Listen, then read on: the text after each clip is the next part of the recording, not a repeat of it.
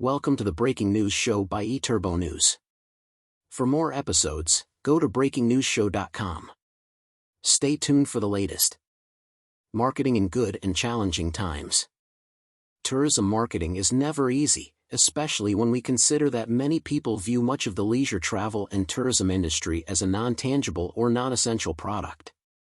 Furthermore, tourism is influenced by many factors outside of the industry's control.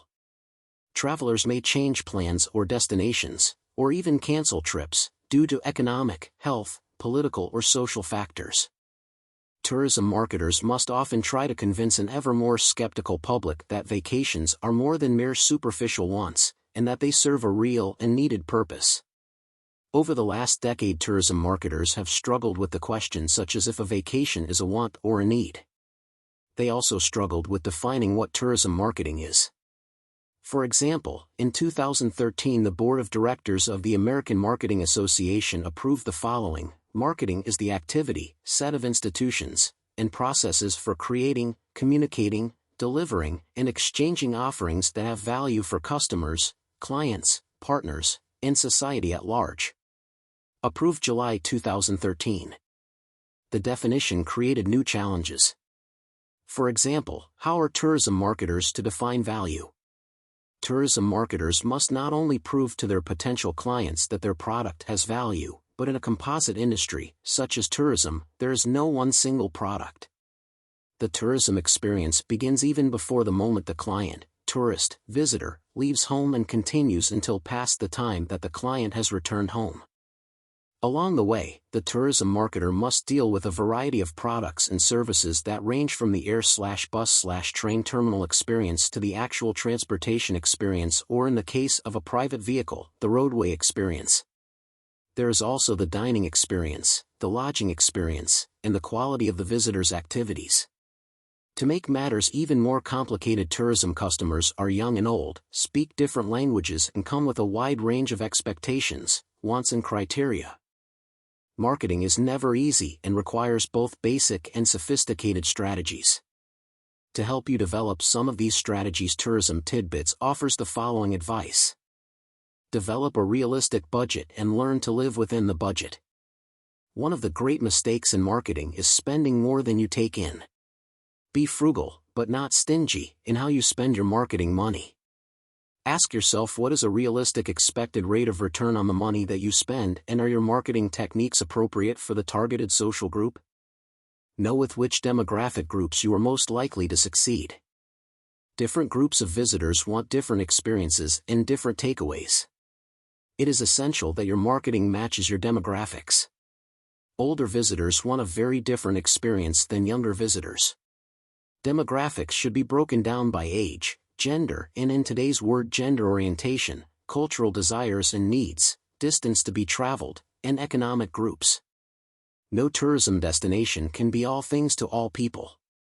Success is defined by matching your tourism offering to the correct demographic group. Know what you are marketing. It is amazing how many organizations are confused as to what their base business is. For example, is an airline marketing transportation, travel, or a destination? In the leisure tourism industry, we often state that we are marketing relaxation, but in reality what we are really marketing is post-vacation memories. That means that marketing must include not only what the visitor receives during the experience but also what the visitor takes away from the experience.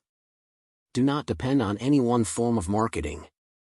Different demographic groups require different marketing strategies. For example, younger generations are likely to respond differently to high-tech or certain types of social media than older generations. Social media is a great tool for some but not all demographic groups. Furthermore, social media have many forms and these forms experience their own market life cycle. For example, some forms of social media that were in vogue with the under 25 crowd only a few years ago are now barely considered relevant by members of that generation today. Using social media as a media tool means being on top of the current trends and knowing which group not only reads social media, but also perhaps more importantly permits social media to influence its decision-making and believes social media. Do not forget about the value of word of mouth. Word of mouth is an effective tool, especially when one is marketing to a more educated and upscale market. Although it is slower in reaching vast quantities of potential clients, as a tool it can be highly effective. Word-of-mouth marketing is not simply a haphazard phenomenon. In fact, it is estimated that many products and services are purchased because someone has told them about a particular brand. The best word-of-mouth advertising is based on a clear plan. Here are some word-of-mouth tips to consider, and remember, word-of-mouth requires out-of-the-box thinking and lots of creativity. 1. It is free, and therefore we can see word-of-mouth marketing as a great leveler.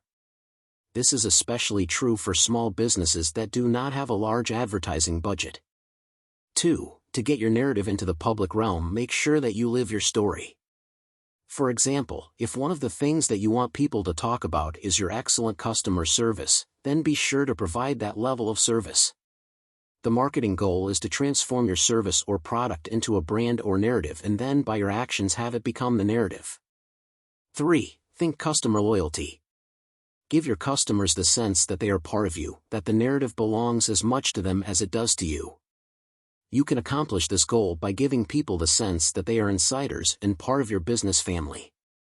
To do this, you have to do more than merely survey your customers. Make sure that you take their opinions seriously. If customers want to see a particular change, then try and implement that change as soon as possible. 4. Meet with some of your customers. Invite them to face-to-face conversations with your senior management. Let them know that they are on the same team as you. 5. Listen more and talk less. The more you listen, the more others will talk about you.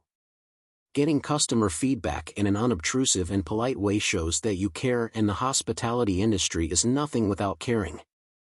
Compete against yourself and not against your colleagues. Good marketing is not negative marketing. Using negative marketing may work in political campaigns, but rarely if ever works in tourism. The best marketing is when you are able to demonstrate to the public that your great offering has now become even better. That means you have to know what your offerings are and what better means to your public. You have to be open to get business. Many stores, especially in smaller communities, have irregular hours. Good marketing makes no sense if the customer cannot enter your establishment. The same is true of large travel or tourism companies that put people on hold for long periods of time or force them to climb a telephone tree. Never have the people who take calls give the impression that it is only a job. If your customers cannot reach you, then your marketing efforts cannot succeed. Appearances and the way your personnel act matter. How you interact with your customer basis matters. That means that personnel must look and speak in a professional way. No customer judges your tourism business on what you say you represent, but rather what the customer observes about you. Tourism is all about good service, and the best marketing comes about when we do what we say we do, and allow people to live our collective dreams. World Tourism Network, WTN. WTN is the voice for small and medium-sized businesses, SMEs, for the global travel and tourism industry in more than 130 countries. Dr. Peter Tarlow. The author, Dr. Peter E. Tarlow, is president and co-founder of the World Tourism Network and leads the Safer Tourism program. Travel and tourism marketing as a form of art. With United States elections to take place in just a few weeks, once again we see marketing as a form of theatrical art. To emphasize this point, we need to think about last year's marketing failures, such as the Bud Light commercials, and how this misstep cost the company millions of dollars in sales and goodwill. Thank you for listening. Watch and listen to more episodes of BreakingNewsShow.com.